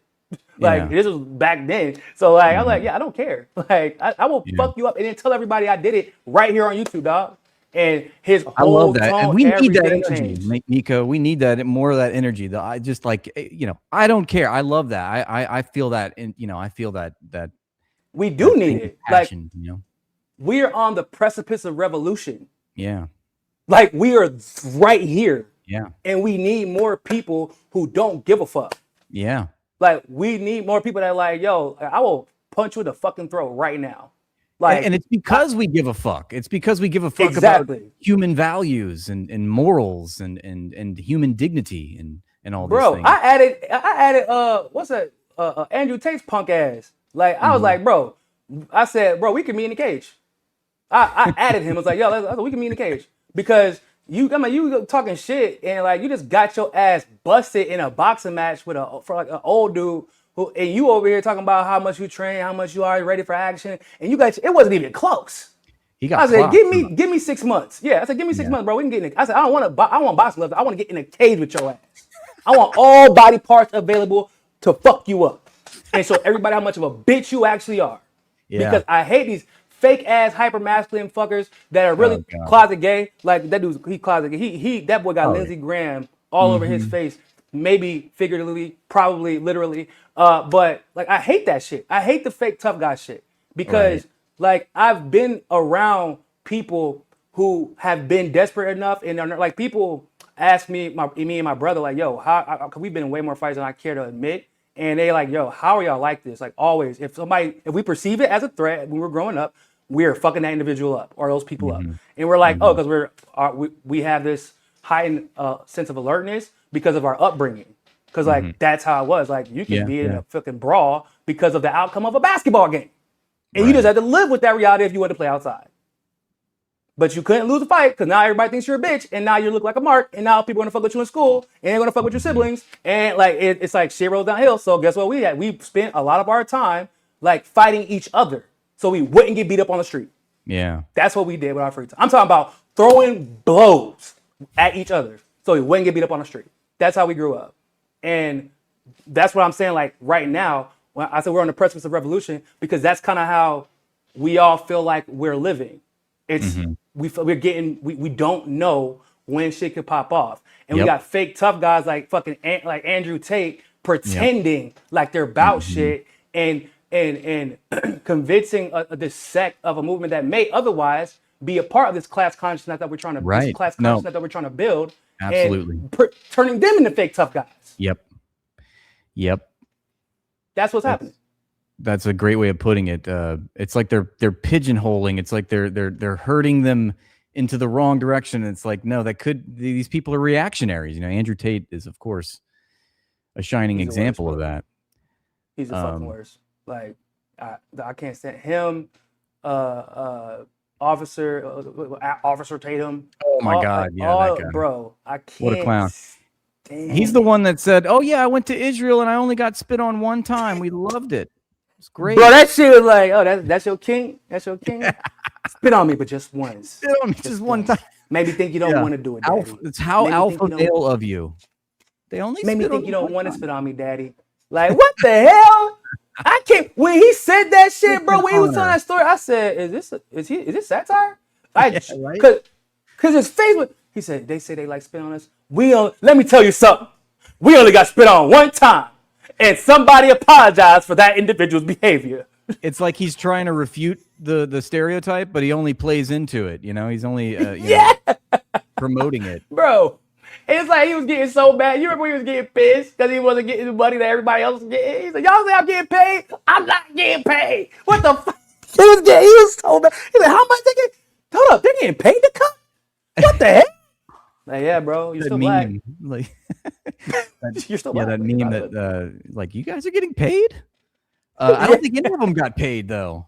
They didn't get paid. They're suing. Yeah, they're suing them. They didn't get their 7,000 shekels. What a tragedy. Can you believe that Israel just used people up and lied about what they were going to do to reward them? And just discard them like paper? I can't believe it. Yeah.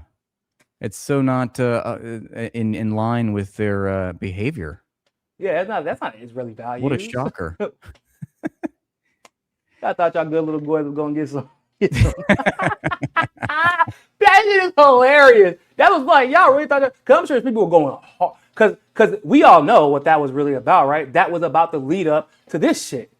Yeah, Israel got what they wanted. Bye-bye. Ciao. Yeah. Now we don't need your approval. We don't need your support. They scraped the bottom of the barrel. They had the worst, Israeli shills that they could possibly find because everybody had jumped ship. You know, it's like, well, these are the people that are still spineless enough to promote the genocide. So, and they were terrible at it. You know, they weren't even effective. They get like 30 likes on these posts. They're supposedly have hundreds of thousands of followers. Yep. I'm telling you, bro, this. And before we go to, I want to say, like, I feel like the Republican Party, these shills, these Zionists, are creating their own demons that they're about to have to deal with in the next few years. Because Candace is as many criticisms as I have for Candace's comments of the past, Candace is a problem for them right now. Yeah. This woman is the #1 podcast in the fucking world, and she hates Zionists with a passion, and her reason for hating them is like, people don't remember this tweet, but I remember because my wife was pregnant at the time, and so I'm like, I think she's being dead ass serious. She said, I can't, like, my whole view changed whenever I had a kid. I can't imagine living in those circumstances, holding my newborn baby, and having and surviving. And I said, oh, yeah, that's it for their ass. Because when that maternal instinct comes, it's like a fucking, finally, a switch went off in her head. That's what happened. And then they lost Tucker Carlson, who was trying to give them as much goddamn rope as he could possibly give. Right. And he's like, nah, bro, this is fuck. And y'all, damn near, it looked like y'all planning on trying to kill him. They gave y'all all the rope in the world. Yeah. And You're then right. I think Joe it's a sign Kent, of the times. and then Joe Kent, he said, bro, Israel dragged us into this bitch. Like, let's stop. I'm not gonna pussyfoot, because he knows too. If I leave and they know why I left, and I don't say why I left, we know what happens. You get Tyler Robinson, okay? So you got a man now who's famous for calling out Israel before he fucking walks out of an administration, with all his goddamn decorated years of military service, and a wife who died because of another war that Israel started. And then you have to deal with Thomas Massey, who is probably one of the only universally loved politicians left. Yeah. Who is on a roasting spree. Yeah, I never would have thought I'd like a Republican, but I like Thomas Massey lately. Yeah. Thomas Massey has pretty consistently been on the right side of every major global issue. Like, he's really consistent about that, because he sees directly how it affects Kentucky. Like, he's like, bro, we get carved out, and the only time we make money is when we're at war. This is not sustainable because of the military bases there and the troops. Like, this isn't sustainable, and it's not fair that we have to risk our lives for our state to be worth a damn. It's ridiculous. And then you got even MTG. Yeah, like, you resigned. She's a problem for them. She's not going to win. She can't win anything. I don't think she could win. No, she can't win the primary. If like either of those, if Massey or Kent ran, she couldn't win, but she could kind of drag the discourse in a direction, in a coalition with them. Like, that would be a problem for the Republican elite and the Democrats. Like, because if one of, let's just say Kent or Massey decides to, because once again, unfortunately, both of their wives have been taken away from them in some way, form, or fashion by the same people they just criticized. And so basically, the one reason that they might have had not to run because of the fear of their own life, because they want to be there for their significant other, that y'all taking that away from them. And then y'all have been trying to run their names through the fucking mud while starting a war for those same people. So Thomas Massey might not have even thought about running for president in the Republican Party before. Yeah, good luck with that shit now, because he's more popular than he's ever fucking been. Like you just said, you never even thought you would like a Republican. Right. But that would be the first time I guarantee it would be the first time that you would consider voting for one, if it means that we can make sure that fucking Hakeem Jeffries, Gavin Newsom, goddamn Marco Rubio, Ted Cruz, if it means any of them can be all the way the fuck away from the office, yeah, I would absolutely vote for Massey. Absolutely. 100%. Boy, y'all might see me get my ass back to the U.S. just to campaign for that motherfucker. Because the man who just lost it, like, I don't give a damn what nobody says, bro. Israel took that man's wife. Yeah. Israel took his goddamn wife. And they weren't even too. shy about it. Yeah. Yeah. They know it. Everybody knows it. And they're just like, they're kind of snickering almost. Like, yeah, bitch, and you can't do anything about it. Okay. All right. Yeah. That's a dang. Y'all see how much of a fuck he does not give at the moment? I feel like people are not really processing it. Like, he's roasting Trump. He's becoming more popular every day. And if he ran for president on criticizing the most unpopular president in the history of our country right now, it would be an easy dub. Yeah. It would be hard to rig. You would, like, who are you going to run against Thomas Massey from the Republican Party? AOC? Can you imagine? Thomas Massey and AOC on stage together, bro? Oh, I can't actually. Thomas Massey would rip her to shreds. I think we're seeing the death sentence for the Zionist lobby. I think it's going to play out over time, but I don't see how Zionism survives. I don't see how the state of Israel survives. And obviously the United States won't survive in the present, version. In the present form. Yeah, yeah. Yeah, hey, bro, we're in the age of Aquarius, dog. Yeah. It's true. I tell May we ye are in live in the end of an interesting era. times, just like Hmm. Confucius said, right? Yeah. Exactly, and I tell people all the time, said Revelations, even though the Bible was written by a bunch of people who kind of manipulated historical facts and use them to manipulate people because that's what they do, but they had to borrow from something that was real. That is what Revelations is. It is predicting the end of an era that is almost a goddamn. It is a philosophical guarantee because it always has happened. And they're like, Yeah. yeah, like do you know, like they talk, I think it's 33% or something to that extent. No, it's 1/3 of the Earth's sea life will go extinct. Do you know we are almost exactly at 1/3, down to the goddamn percentage?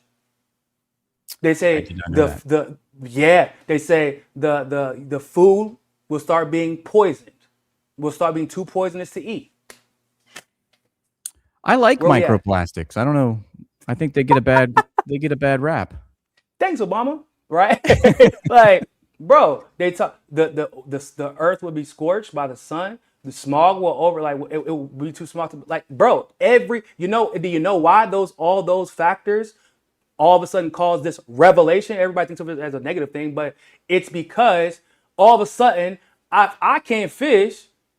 Maybe you could have ignored that until your fucking crops start dying. Now we can't ignore each other's problems. And if Right. my kids can't breathe, all of a sudden no one can ignore the problems that are affecting all of us now. So we can finally stop fucking bitching at each other and bitch at the people and fight the people that we need to fight to fix this shit.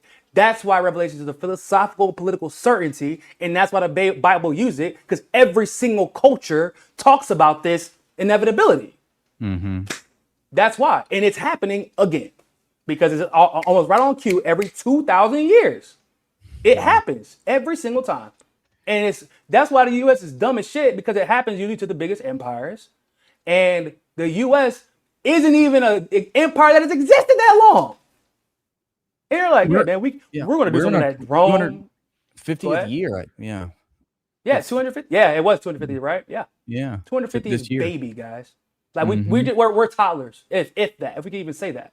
Like, and Rome, you're gonna try to do something that Rome couldn't do, that Persia couldn't do, that Right. Russia couldn't do, that China couldn't do. Like, don't get me wrong, like they've all survived because they knew when to stop. They're like, hey man, hey, we gotta chill out. We gotta chill out, or we ain't gonna make it. The US, instead of chilling out, they're like, you know what we should do? Let's go harder. Let's see if that'll fix the Yeah, problems I that know. are killing us. Exactly. Yeah. If we We're just believe so it, we can desperate. achieve it. I just hope that the demons are vanquished from the earth. That's all I really want out of this I'm hoping, rapture, man. this That's go what round. bro. I'm telling you, like these are demons, bro. That's the only way you can think of describe these people. And I'm Like not one to give Netanyahu. way to like religious mythology and to couch these geopolitical conflicts into a religious framework, but it really does increasingly seem like it's good versus evil at this point. Oh, for sure. Yeah. Like it. Angels I used to versus think it was good demons. versus bad. You know what I'm Yeah. saying? Like it's good. Yeah. Good people versus bad. No. Like the more these conflicts were played out, and then the genocide in Gaza, like that was like what solidified. I'm like, no, this is like literally good versus evil. Yeah. Everybody, the truest version of themselves, who they are as people, it's about to come out right now, and we're going to know who's actually on our side, who may have been misguided in the past, right, or may have had the propensity to look the other way because, like, they could. Well, this is a little bit different. Well, this always happens in this genocide exposed. Everybody, if you actually have a fucking soul, or if you're a demon. And people, yeah, there's some people who are coming out and we're like, what the hell? They used to have such bad opinions before. Well, witnessing a genocide might do some shit to your soul. You would think. Like, if you have one, yes, it might. If you alter have it. one, that is it. Like, there are people who are greedy. Yeah, and I know people say, like, for example, Tucker and Candace, they lie to get to the platforms they have. It's true, but now with the platforms they have, I've never heard Tucker talk about genocide so goddamn much. Yeah, I've never heard him mention like, even when it was like in its like at its height, he briefly would bring it up and say, "But I love Israel. I love people. I have Israeli friends." In an interview, and I was like, them motherfuckers wouldn't even guarantee like that I wouldn't be shot down by the military when I flew in on a private plane that I didn't even want to take. Yeah. Fuck So them. he's definitely changed his tune for sure. He's like, I think he's completely against Israel at this point. Oh yeah, no. After that Huckabee meeting, Yeah, that was right. it for it. Yeah. That was the nail in the coffin. Even because of what happened after, like they interrogated his people. After they kept him in, like bro, and then like Huckabee basically goes and defends Israel instead of defending the American citizen. Dog, it's nuts. Like, but yeah, go ahead, please keep creating more allies for us, you fucking idiots. Like, yeah, I appreciate you, cause now, like, yeah, they got it's I kind of like this weird irony. Like, yeah, Zionists more or less are the reason that those platforms got created. We know that, but what they've become and what they've decided to use it for, you cannot take that credit away from them because we have criticisms of their stances from the past. Like the criticisms were genuine and deserved. Yeah. But the credit is also deserved because it is much easier to keep playing the game. Because when people keep forgetting, there is no and was no guarantee that either Candace or Tucker would be this popular after they left their Zionist masters. That's a great point. Yeah. Ben Shapiro thought he obliterated Candace. He thought. Look at him now. And look at him now. And Candace is somehow the #1 podcaster in the world, and she deserves it. Yeah. I can't be like, nah, she don't deserve that shit. No, she deserves it. She deserves it. She became a fucking an incredible investigative journalist. It took her friend getting killed and a genocide happening for that to happen. But like, you cannot discount her investigative abilities because this is not the same Candace that I was listening to 7-8 years ago. Right. This is not the same person. Yeah. This is who she was. Maybe this is the path that she had to go through to become this version of herself. You know, because I feel like whoever didn't like Candace didn't like Candace. Like it was nothing that was going to happen, like to make a black person like Candace that didn't like her. And she was only there to reaffirm the beliefs of people who already held those beliefs. Yeah. And that was so really she was just there to maintain the status quo.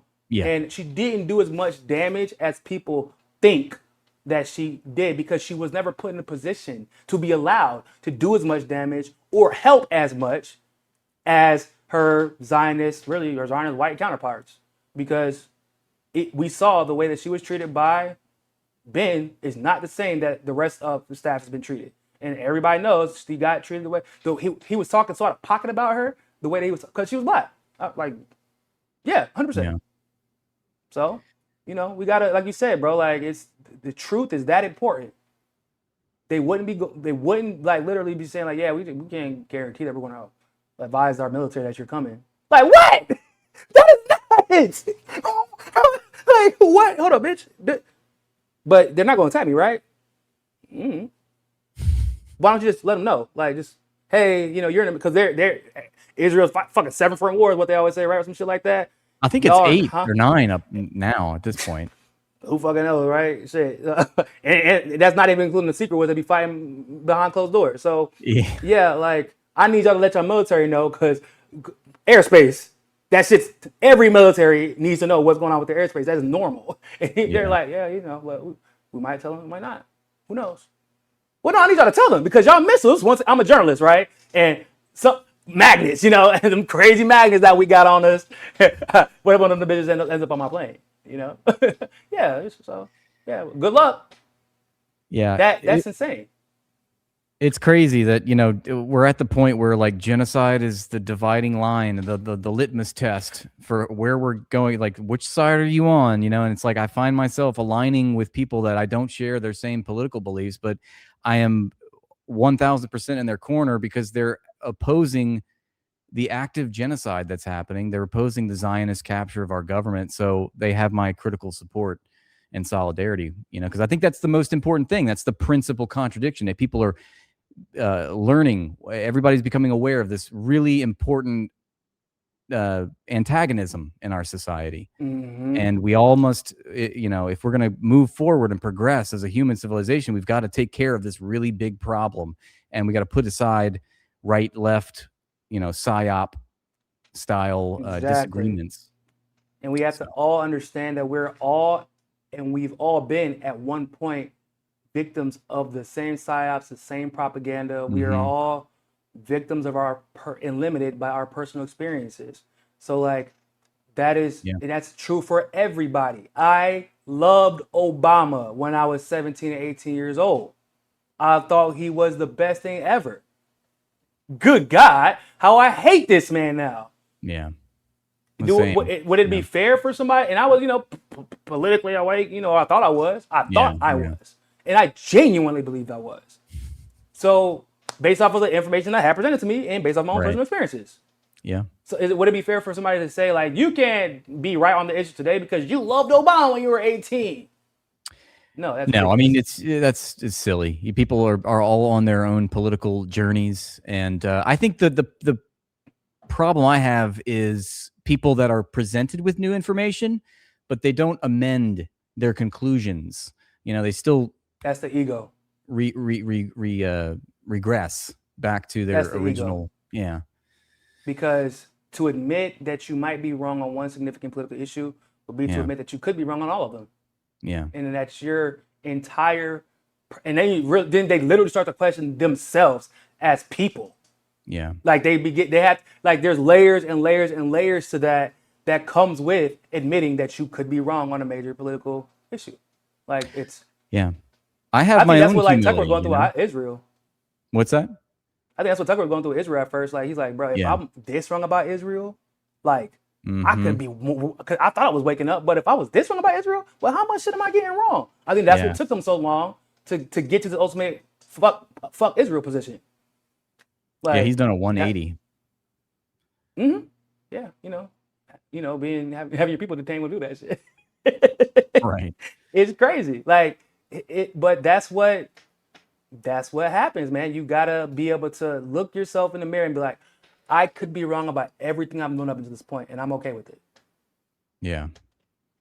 I have my own humility in this. I was a Rachel Maddow watching liberal at one point. I was like, impeach Trump, let's go. Around like 2018 or bro, whatever. how could you listen to her?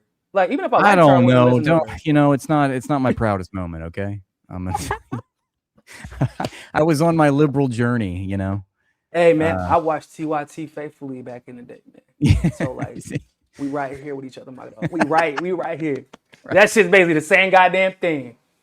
It's liberal shit for people who like the internet more than TV. That's basically the only difference with TYT. Let's be real. Right? Yeah. You know what I'm saying? Like they pick and choose when they want to be on the right side of history when it's convenient, and then completely throw us under the bus whenever them checks get cashed. Like we all go through it, man. Like it's crazy to think, like, how could I have ever fallen for TYT's bullshit? Because I didn't know better. Simple you just as that. Don't know what you don't know. I agree. How do you know what you don't know? You have but to when keep I got learning. that new information, when I got that new information, became real easy then. Like I don't give a damn if Jenkins going on. I don't support genocide tour. Wow, congratulations!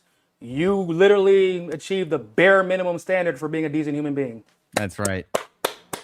That's how. Good job, man. Yeah. Like, come on. Hey, what? You want to fucking run last? All the shit that you did to help us get to this moment. Yeah. Like trying to shame us into voting for Joe Biden. Right? Like people forget that. Yeah. No, you don't get to like fucking do victory laps because you decided to be against genocide that you helped usher in, motherfucker. I sleep with my conscience clean because I didn't vote for any of those pieces of shit. Yeah. And I don't want to die with any illusions about this life, that I've lived. I want to know that I lived a life of integrity, a life of dignity. It's so hard, I think, to preserve your own autonomy and your own integrity and your own dignity in this political economy because you're forced to acquiesce all the time. And so it's tough. It's an uphill battle, I think, but that's how I chose to live. My autistic ass won't let me do it, bro. Like, yeah. Bro, you know how easy it would be for me to game? I have a conservative friend who literally told me, like, bro, you are so smart. You could game the system and be a millionaire. I said, I could, but I can't. He was like, what do you mean you can't? I was like, my brain won't let me do it.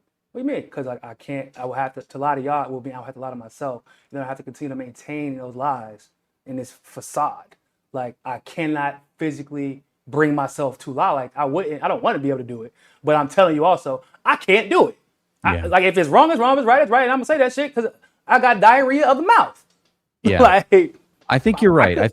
I share that sentiment because I could have climbed the corporate ladder just like, you know, I've had opportunities, I've had privileges, of course. But like you're saying, you know, I just couldn't live with myself. I wouldn't have. And they love that. They don't want you to know who you are. They don't want you to have time to discover what your passions and interests are. You know, it's choose your master is in this society. Being in Brazil and being in a situation where I don't have to actually put as much time into like doing physical work all the time is what gave me the opportunity to discover more of myself, who I am as Niko, but also like who I am as a father, who I am even as a son who became a father, like is which gives you whatever, like and that all plays a role into how I view politics now, how I present things, how I explain stuff to my kids. And it's so important. One of the reasons why capitalism is so fucking fatalistic, man, it's like it's the death of self. Yeah. And that's such an interesting point because it's ironic because we're taught in capitalism that you should only think of yourself. You should only consider what your, you know, enrichment. Well, now you're adding to the capitalist system. Yeah, but paradoxically, you pursue that, you actually erode yourself. You efface yourself. You don't actually ever discover yourself because you're only solely interested in what you think is the pursuit of your own independence, which is really just the pursuit of profits, you know, at the expense of your own integrity, at the expense of everyone else. You know, so when I was out I was actually out with my wife, funny enough, and this lady looks at me, she goes, "Oh, você tem jeito gostoso," which is basically like your style is like it's like almost like flirting, but she wasn't flirting. It was like basically saying like, what is going on with you? Like not in a bad like she's like, no, you got tattoos. Like you're your own person. Like wow. Yeah, like your hair, you're like everything about you is unique. I'm like, yeah, what's wrong with that? She's like, nothing wrong with it. It's amazing because like I thought your friend said that you're a political analyst. I'm like, I am. They're like, oh, like are you? I'm like, I'm one of the best in the world. I mean, if I'm being honest, why? She's like, but you get to dress like that, like, and you get to have that. I get to do what the fuck I want to, cause I'm one of the best in the world. What the fuck I do, and probably because like this is why, because I am who I am. Yeah. And the more I discover myself, the better I am at my job. Yeah. And that's what I love. I mean, you know, free healthcare would let you do that, man. You know. That's right. The fear of not having, having an emergency that can put you out of your goddamn house. I mean, I treat my live streams like a therapy session for myself. Hey, so, I literally tell it whenever I have an extended period away, same thing. I tell my boss, oh my God, yeah. So let me talk to y'all, man. It's therapy time. Gotta get it off my chest. Exactly. Bro, you know, for example, so my firstborn, when we had him in a public hospital, and the whole time I'm waiting for the hammer to drop. I'm like, okay, she's in the room. Damn, they out here giving diapers. Okay, they're giving formula in case they don't want to breastfeed. Okay, they're giving hats and baby clothes. Okay, I'm like, babe, I'm not about to get a bill. You sure? No, babe. You're positive. Niko, no, you're not gonna get. I don't believe you. Yeah. Oh man, they gotta give her medicine because of this. Okay, you know they're doing a shot or they're doing this, they're doing checkups. And you're sure, babe, because you've been here about 2 days now. They're not gonna give me a bill. No, like I'm not gonna get one in the mail because in the U.S. they like to give you the bill after, to not ruin your happy moment. No, I'm like, oh, okay, we walk out the hospital. I'm looking at the reception. I'm not gonna get arrested if I leave right now, my child, right? If I was gonna be like, what's wrong? I said, so we're positive. I'm not about to have to pay for none of this shit. It's like, Niko, no, come on. I'm like, all right, bro. My first kid was born completely and totally for free. So it ended up, wow. Yeah, it's a whole system dedicated to this thing. Yeah, like, yeah, wow. Free. I'm like, what the hell?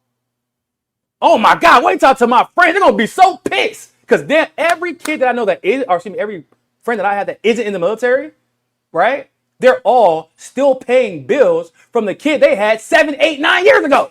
Wow. That's how they get you. They just saddle you with debt just for basic survival needs. It's Yeah. it's so despicable. I hate it here. Oh, by the way, all of them have health insurance too. So it's Yeah. like they're still paying bills, and And it they're- would have been more expensive if they didn't have health insurance. Like, Ugh, why do you have the insurance then? Why do we have it? yeah. For what? If I It's can't a have a scam. damn child and have it be paid for, what is the point? It's such a scam. The biggest scam, bro. ACA, bro. The insurance company's wet dream. Mhm. Like, it's crazy. I gotta get up out of here. Oh, damn, it's getting late. Yeah, it's about 12 o'clock over here. I know it's not just getting started for you, but bro, Nico, it thank was you so much for having me. I really enjoyed our discussion. I hope we can do it again sometime. Bro, for sure. Dog, I Cool. love the conversation. Please keep up the marvelous work that you're doing, bro. Sometimes Same. I just go whenever I have days where I like, bro, I'm not gonna right. I'm like depressed, looking at the regular news. Like, let me hear this shit, but in funny. Let me go to Ray's Instagram page and binge for a little bit, dog. Since I gotta do the news any goddamn way today, let me just hear it from his perspective so I can get a little bit animated. Oh, I thank appreciate you. the work that you do, man. And I'm happy to Same. see that you're doing so well on YouTube as well. It's well deserved, bro. Thank you, bro. And hey, us graybeards, we got to stick together, okay? For sure, man. Because Lord, baby Jesus, dog, I look like the most confused young adult. Like, you're like, how are you? 36. Why do you have so much gray in your beard? In here? You lying, or you just look really young for a 45-year-old? Or what's going?